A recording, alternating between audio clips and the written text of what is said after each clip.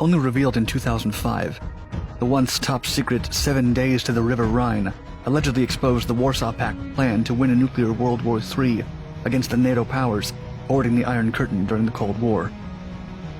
In the military simulation, it was thought that NATO would actually be the first to strike, hitting Poland and Czechoslovakia with tactical nuclear weapons in an effort to cut off East Germany in advance of a NATO invasion. To counter, 7 Days to the River Rhine prescribed an aggressive response. Nearly 200 nuclear bombs, including some up to 500 kilotons, would rain down on West Germany, Austria, Belgium, the Netherlands, Denmark, and Italy as the Warsaw Pact sought to push the Iron Curtain to the Rhine River.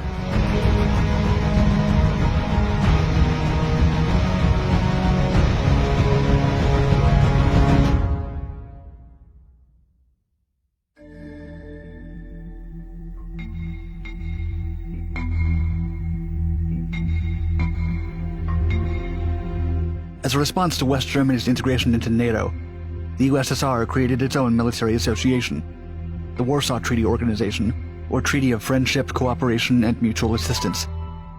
This collective defense treaty meant as a counterweight to the global powers of the Western Alliance, was formed as an extension of the cooperative efforts by the Council for Mutual Economic Assistance. It was seen in the West as a Soviet effort to exert control over the militaries of Central and Eastern socialist states.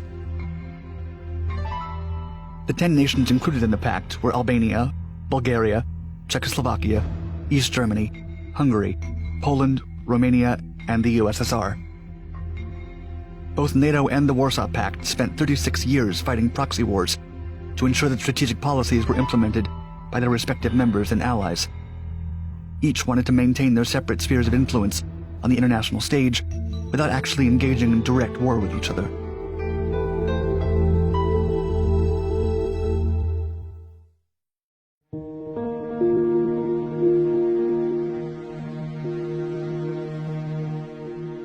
Following the 2005 Polish election, the National Conservative Christian Democratic Party Law and Justice gained a majority of the seats and made Kazimierz Marcinkiewicz prime minister. In an attempt to increase transparency about the nation's communist past, the right-wing government revealed several documents from its military archives in a presentation by the Polish defense minister, Radoslaw Sikorski. The documents associated with the Polish People's Republic were subsequently declassified and released by the Institute of National Remembrance the following year. They included new details about Operation Danube, the Pact's invasion of Czechoslovakia, and information about the plans made to deal with the Polish protests of 1970 and the martial law era. The Czech Republic and Hungary had released similar documents in the 1990s, and Poland had followed suit, additionally declassifying some of their materials from the communist era at the time. The 2005 release, however, included brand new information from the global community. Among the documents was a 17-page plan detailing the Warsaw Pact's nuclear attack strategy.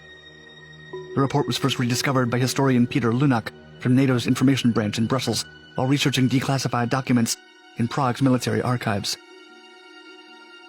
The document, titled CSLA Plan of Action for a War Period, was written in Russian and carried Czech approval, signed by the defense minister and stamped by President Antonin Novotny.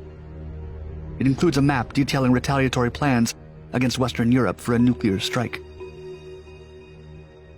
During the announcement, Sikorski claimed, quote, "This is crucial to educating the country on the way Poland was an unwilling ally of the USSR in the Cold War." The map shows a classic Warsaw Pact exercise. It was a counterattack to defend itself by going all the way to the Atlantic. The Polish government reasoned that the purpose of the release was to educate the public about the behavior of the communist regime and to distance contemporary Polish administrations from those of the past.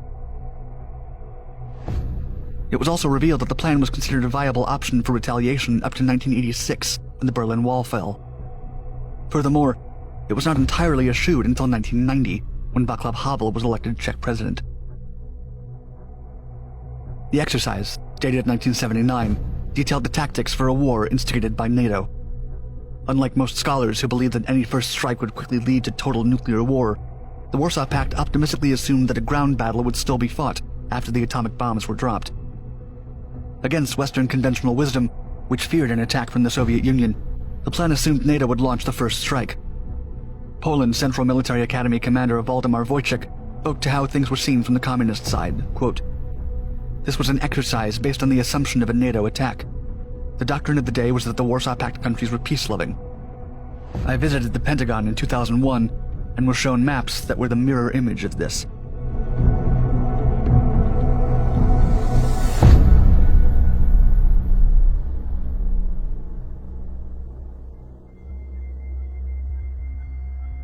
The Soviet Union wasn't the only one creating contingency plans in case the enemy struck with nuclear weapons. The United States worked with multiple variations of the single integrated operational plan between 1961 all the way to 2003.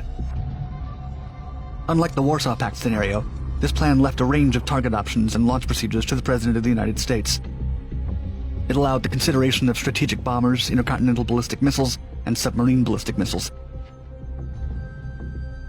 Highly classified, some of the details were finally made available to the public in the early 2000s. The first version of the plan called on massive retaliation with little flexibility, as it targeted all communist nations alike, looking at them as a united front. Under President Kennedy, the plan was reformed with a flexible response in mind, relying on mutual deterrence through a combination of strategies not limited to the use of nuclear weapons, and targeting involved nations or strategic locations rather than all communist countries. This version remained in place for around 10 years. France, which was excluded from the Warsaw Pact plan of action, was settled on a policy of force de dissuasion, starting in 1961. Similar to the later American policy, it sought to deter rather than destroy. French plans called for air, sea, and land-based nuclear arms to be used in a counter-value strategy. The targeted locations of Soviet value would theoretically mirror compromised French assets, but wouldn't necessarily need to represent a military threat.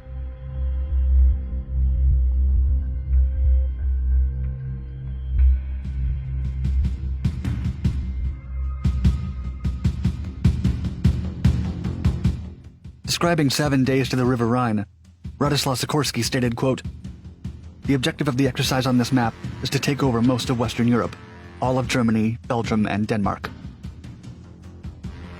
The Warsaw Pact outlined 7.5 megatons of explosive power in total, distributed among 189 nuclear weapons, 177 missiles, and 12 conventional bombs for the Northern Front.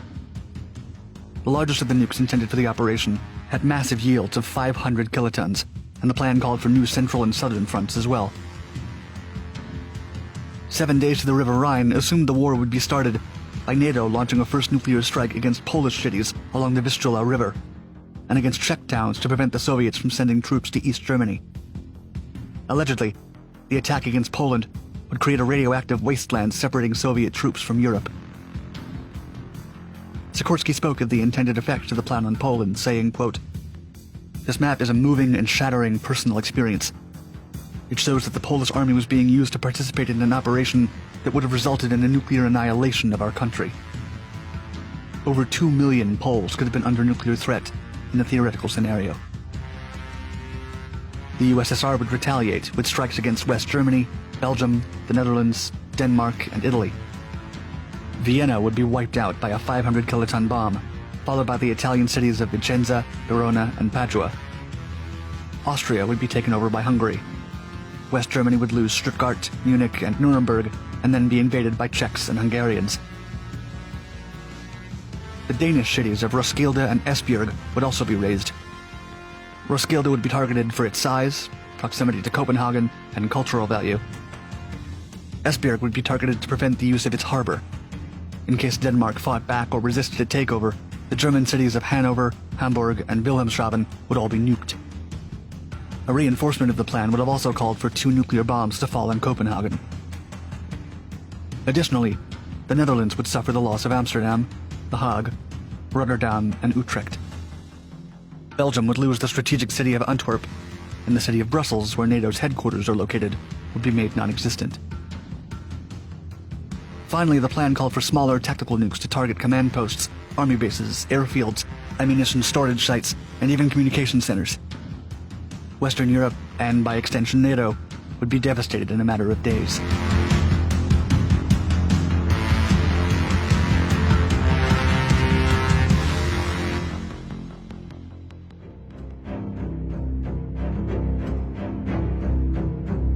The plan called for further conventional warfare maneuvering following the bombings. The USSR and East German forces would attack Northern Europe, with 18 combat divisions, air, and special forces in battles over the boundary between Germany and the Low Countries. An army of tanks would also be sent to the west to destroy the NATO front. Southern Germany would see invasion by 3 Soviet tank divisions and 3 motor rifle divisions. The central group of forces in Czechoslovakia would also enter the battle on the southern front. 19 divisions would march towards the Rhine River, expected to fight German and American forces who were in an advantageous position. Key bridges along the Rhine would be air-bombed, and alternative seats of government would be destroyed. American assets in Western Europe would be specifically targeted. As an essential plan of the attack, NATO's own nuclear arsenal would be neutralized by Soviet special forces, and NATO's nuclear-armed submarines would be attacked by the Soviet Navy. The Warsaw Pact expected not only to defeat NATO swiftly, but also to eliminate almost every Western leader from the targeted nations. 7 days to the River Rhine effectively called for a devastating Third World War.